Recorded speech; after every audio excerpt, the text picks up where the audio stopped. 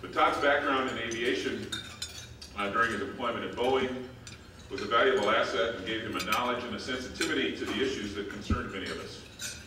His surprising victory raised some eyebrows, but in his 8 terms in the House, he has proved to be not only a capable and attentive advocate to his constituency, but a leading voice on aviation-related issues.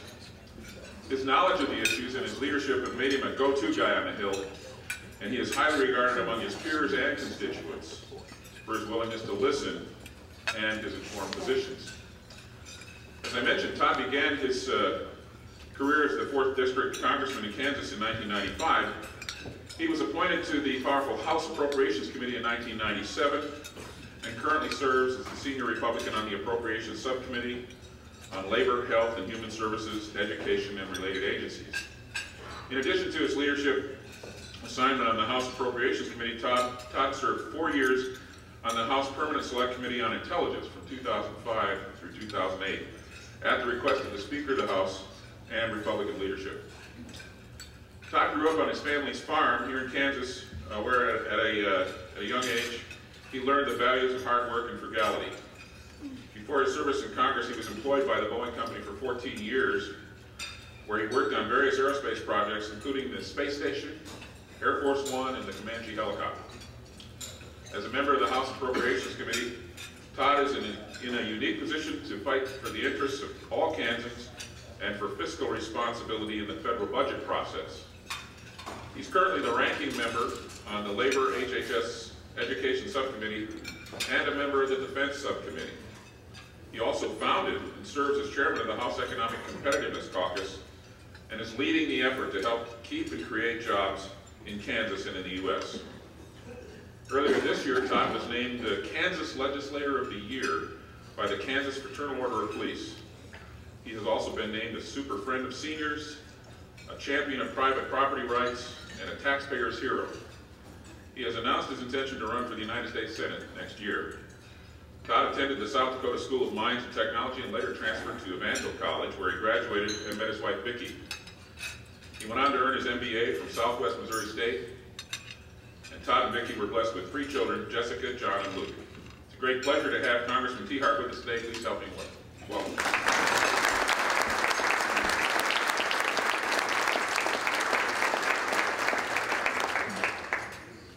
Good afternoon.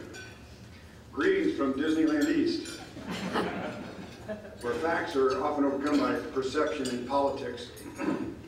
I've had an interesting morning. Went to Wellington, had 130 people show up at a town hall meeting.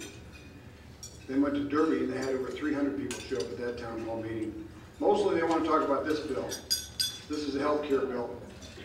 I've read it, all 1,017 pages. I'll talk about it a little later. Kind of scary. I want to talk a little bit about aircraft, because that's big in my mind, in my heart. Always reminds me of the story my brother-in-law tells me when he first learned to fly the C-140 tail dragger over in Pratt, Kansas. We used to go flying together. My father-in-law had purchased that airplane, and so my brother-in-law and I were up there flying. He tells about the time that he came down towards the evening and he landed. It was a little bumpy, but he finally brought it down to a stop, and he thought to himself, boy, that was a short one way. But look how wide it is. It's an old fighter jet story, right? Yeah. We've had quite an interesting battle this year on the aircraft community. It's been a real battle just to get people to quit talking about how bad business jets are. It all started with a guy named Brad Sherman from Southern California, who quizzed the General Motors executive about how they came to Washington, D.C. And of course, they came on a corporate jet. It wasn't long after that that they were so shamed by what came out of Congress and the national media that General Motors put their entire corporate fleet up for sale, laid off about 460 people. I personally confronted Brad Sherman about what he said, and I asked him to quit saying it. And I said, you know, I think what you don't understand is that these are the high-quality, high-paying jobs you guys keep saying you want to develop here in America, and you're running them off. And just to help you understand, a corporate jet is a productivity tool. Productivity tool is what helps us become the #1 economy in the world. It's going to continue that way if you guys don't destroy it. But a productivity tool, I'll define it for you, Brad, is doing the same amount of work in less time. That's a simple definition of productivity.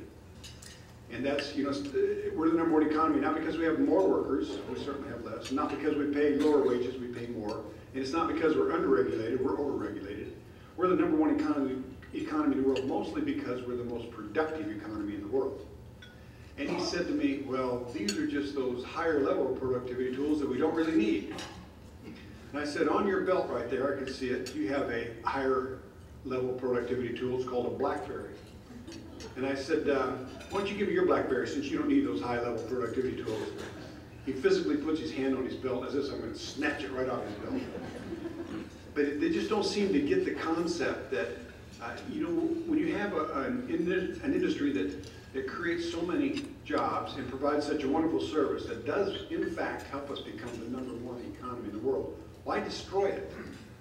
Why? Just because it's a private sector industry doesn't mean you need to go after it. But they do, or they have. But I have personally confronted everybody who I've seen in print that has said something negative about corporate jets or the business craft community. I even wrote an email to Sean Hannity asking him to quit saying Learjet liberals, because it may have a negative connotation to me. Learjets are a good thing. You know, they help us become the #1 economy in the world. They had language in legislation that would have forced every company doing business with the federal government to divest themselves of corporate jets. But it was the T Heart amendment that was accepted on the floor that struck that language from the stimulus bill. But that's not the only challenge that's facing the aircraft community right now. There has been a push within the FAA, to try to have user fees on general aviation and business aircraft. And user fees, I mean, if you look where it exists in the world, like in the European community, European Union, if you take the number of business jets per capita and compare it to America, or the number of private aircraft and compare it to the per capita ratings of America, you'll see that aircraft user fees have a devastating impact on how many aircraft are flying and therefore how many aircraft we sell.